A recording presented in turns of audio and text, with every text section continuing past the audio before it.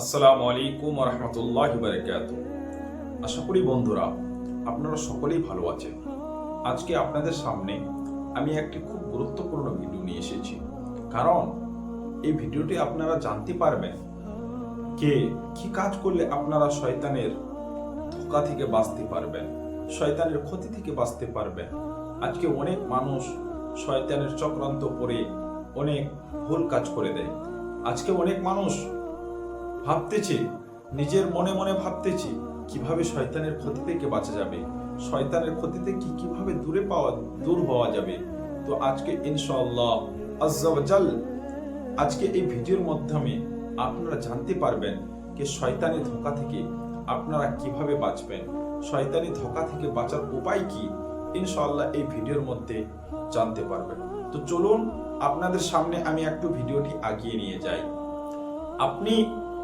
আপনার প্রতি যদি শয়তান আক্রমণ করে থাকে, শয়তান আপনার ক্ষতি করে থাকে, শয়তানের ধোঁকায় পড়ে যদি আপনি ভুল কাজ করে থাকেন, তাহলে আপনি কি করে আপনি শয়তানের ধোঁকা থেকে বেঁচে থাকবেন, দূরে থাকবেন, যেন শয়তান আপনার কোনো ক্ষতি করতে না পারে, যেন শয়তানের ধোঁকাবাজি থেকে আপনি বাঁচতে পারেন। কি কাজ করতে হবে আসুন আপনাদেরকে আমি আজকে এই ভিডিওর মাধ্যমে জানিয়ে দেব। আপনি যদি শুধু এই নামটি, আল্লাহর কোরআনের মধ্যে রয়েছে আয়াতটি, আপনি যদি এইটুকু শুধু পড়েন, ইনশাআল্লাহ আজ্জা ওয়া জাল আপনি শয়তানের ধোঁকা থেকে বেঁচে থাকবেন, শয়তানের ক্ষতি থেকে বেঁচে থাকবেন। তাহলে আপনাকে কি আমলটি করতে হবে? আমলটি হচ্ছে এই যে এই আমলটি করার আগে, এই শব্দটিকে পড়ার আগে আপনাকে পড়তে হবে 11 বার দুরূদ শরীফ, আল্লাহুম্মা সাল্লি আলা সাইয়্যিদিনা মাওলানা মুহাম্মদ বারিক ওয়া সাল্লিম সালাতাম ওয়া সালামান আলাইকা ইয়া রাসূলুল্লাহ।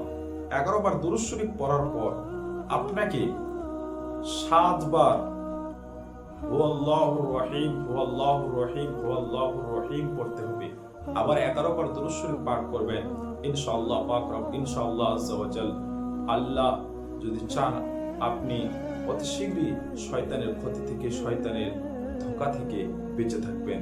এরকম যদি ভিডিও আপনারা আবার চান তো আমার চ্যানেলটিকে সাবস্ক্রাইব করে দিবেন, লাইক করে দিবেন। ইনশাআল্লাহ আবার এরকম ভালো ভালো ভিডিও আপনাদের কাছে